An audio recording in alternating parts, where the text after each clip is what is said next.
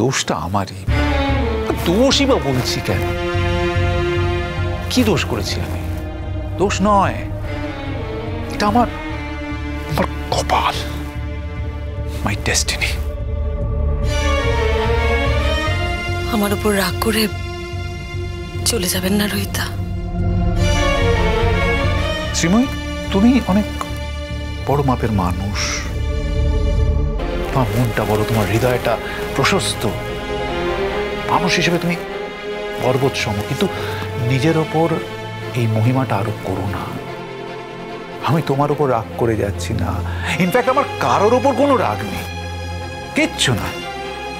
আমি যাচ্ছি কারণ আমার যেতে ইচ্ছা করছে, আমি যাচ্ছি কারণ আমার এখানে সব কাজ ফুরিয়ে গেছে, আমি যাচ্ছি কারণ আমার সব কর্তব্য আমি সেরে ফেলেছি, সেই কারণে আমি যাচ্ছি। কর্তব্য? হ্যাঁ, কর্তব্য। কর্তব্য ছাড়া ভালোবাসা হয় না, অন্তত আমি সেই ভালোবাসা বিশ্বাস করি না। আমি তো তোমাকে সেই কবে থেকে ভালোবাসতাম, কিন্তু কোনোদিন ভাবতে পারিনি যে তোমার সাথে দেখা হবে। তবুও তোমার জায়গায় আমি অন্য কাউকে বসাতে পারিনি। তারপরে যখন দেখা হলো, তখন তোমার মানসিক অবস্থা খুবই শোচনীয়। ভাবলাম যাকে আমি ভালোবাসতাম, ভালোবাসি, আজীবন ভালোবেসে যাব, তাকে এই অবস্থা দেখতে পারবো না। তাই আমি তোমার পাশে দাঁড়িয়েছিলাম, না তোমার স্বার্থে না, আমার স্বার্থে। তুমি চাইলেও করতাম, না চাইলেও করতাম। আমার কাছে অন্তত ভালোবাসার সংজ্ঞা এটাই। সারা জীবন ধরে শুধু দু হাত ভরে আপনার কাছ থেকে নিয়েই গেলাম। নিয়ে গেলে? ধুস, তুমি আমার নিতে পারো নাকি?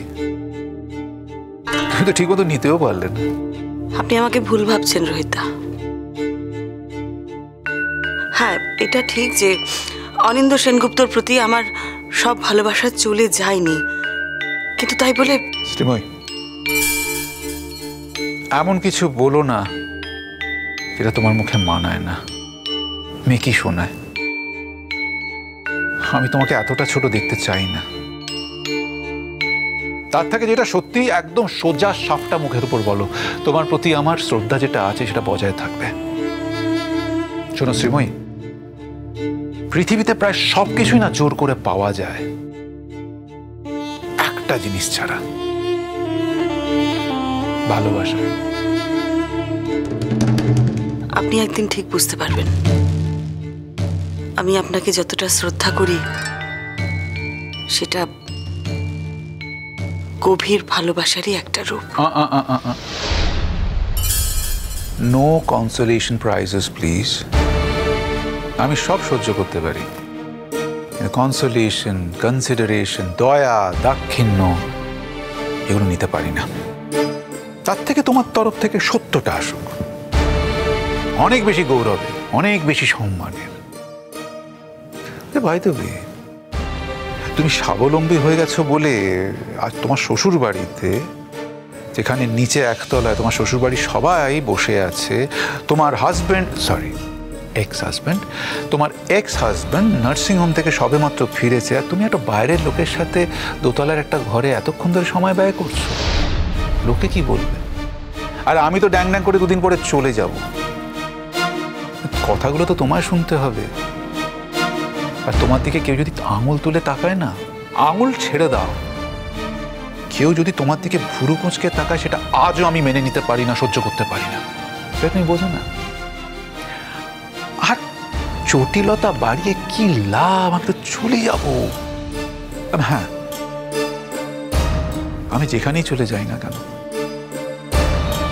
তোমার ছেলে মেয়েদের সাথে কিন্তু আমার একটা সম্পর্ক থাকবে, যদি ওরা রাখতে চায় তো।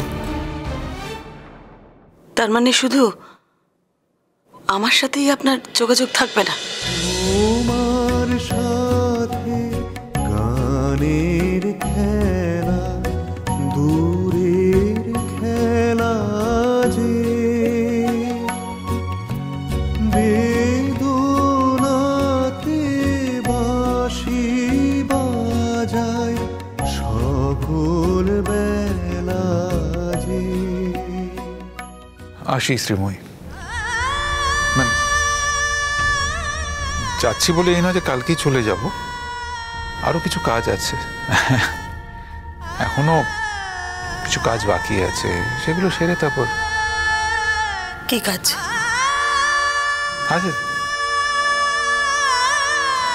আসছি আমি, তুমি যাও নিচে যাও, তুমি তোমার কাজে নেমে পড়ো, মন দিয়ে কাজগুলো করো, আমি আসছি।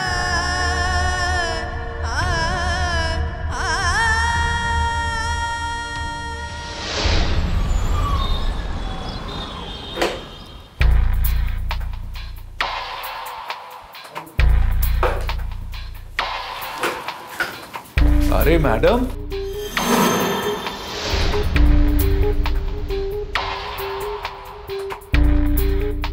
কেন আছেন? এই কেমন আছেন? আপনি এসছেন, আপনার আমার কাছে কি চাই? এ কি কথা মিস গুপ, আমি আপনার সঙ্গে দেখা করতে আসতে পারি না? দেখুন, আপনার এই দুঃসময়ে মানুষ হিসেবে তো আপনার পাশে দাঁড়ানো দরকার নাকি? আচ্ছা মিস গুপ, আপনার এখানে কোনো অসুবিধা হচ্ছে না তো? আমাকে না এখানে ঠিকমতো খেতে দেওয়া হয় না, ঘর ঝাড়তে আনো হয়, উঠোন ঝাড়তে আনো হয়, ঘর মোছানো হয়, খাবারে জল ফেলে দেওয়া হয়, খাবার উল্টে দেওয়া হয়। আমার খুব স্ট্রেঞ্জ লাগে জানেন, শ্রীময়ী সেনগুপ্ত এক্স্যাক্টলি এখানে কিছুদিন আগে থাকতেন, তার সাথে সব কিচ্ছু হতো না, তার সব কাজ তার ইমেজটা করে দিত। কিন্তু আমার ক্ষেত্রে না পুরো ওটা উল্টে গেল। কেন বলুন তো? এ কি, আপনি আমার দিকে এরকম ভাবে তাকিয়ে আছেন কেন? আমার ভয় লাগছে কিন্তু। শুন, আমি কিন্তু কাউকে শিখিয়ে পড়িয়ে দিইনি। হ্যাঁ, আসলে কি জানেন তো, শ্রীময়ী যেখানেই যাক না কেন, মানুষ শ্রীময়ীকে ভালোবাসে। আর আপনি যেখানে যান না কেন, মানুষ খুব বিরক্ত হয়। আচ্ছা, এই যে অসুবিধাগুলো হয়, মানে আপনি করেন যেগুলো, মনে হয় না একটু অসুবিধাগুলোকে মেরামত করে নিতে? আমার কোনো অসুবিধা নেই মিস্টার সেন, সবাই আমার বিরুদ্ধে শত্রুতা করে। কি হচ্ছে কি? না কিছু না আপনি একটু আস্তে আস্তে বলুন না। অনেক কাঠখড় পুড়িয়ে না পারমিশন জোগাড় করতে হচ্ছে জেলার ম্যাডামের কাছ থেকে আপনার সাথে দেখা করার জন্য।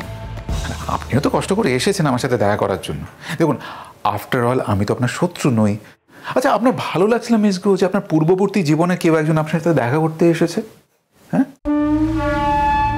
অনিন্দ কেমন আছে মিস্টার রোহিত সেন? এখানে আসার পর থেকে অনিন্দ একবারও আমার কাছে এলো না, আসার প্রয়োজনটুকু অনুভব করলো না। আপনি জানেন না?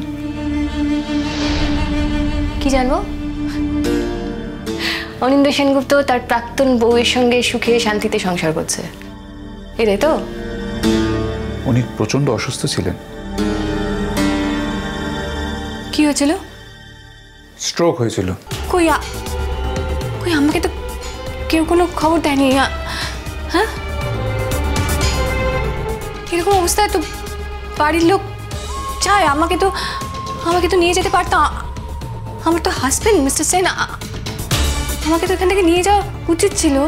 এখন আপনার স্বামী যদি সেটা না চায় তাহলে কি করে হবে? আর তাছাড়া ওই অবস্থায় উনি তো কথাই বলতে পারছিলেন না, ইনস্ট্রাকশন তো দূরের কথা। হ্যাঁ, উনি ছিলেন, আপনারা তো ছিলেন, আপনি তো ছিলেন। আপনি আজকে আমার সাথে আদিক্ষেতা করতে এসেছেন, আপনি তো সেদিন আমাকে খবর দিতে পারতেন, আমাকে নিয়ে যেতে পারতেন। এই রে, ভুল হয়ে গেছে ম্যাডাম। ছোট্ট ব্যাপার, এখন এখানে এসে বলছেন ভুল হয়ে গেছে। অনিন্দ কেমন আছে?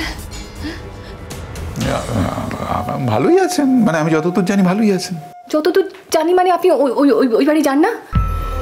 না, হ্যাঁ যাই, আমি দেখে এসেছি তাই বলছি। আর হসপিটালে ছিলাম। শ্রীময়ী নিশ্চয়ই আদিক্ষেতা করে সেখানে গেছিল। শ্রীময়ীকে তো আপনি চেনেন, এইসব সময় শ্রীময়ীকে কেউ না ডাকলেও সে নিজেই চলে যায়। শেমলেস, বেহায়া।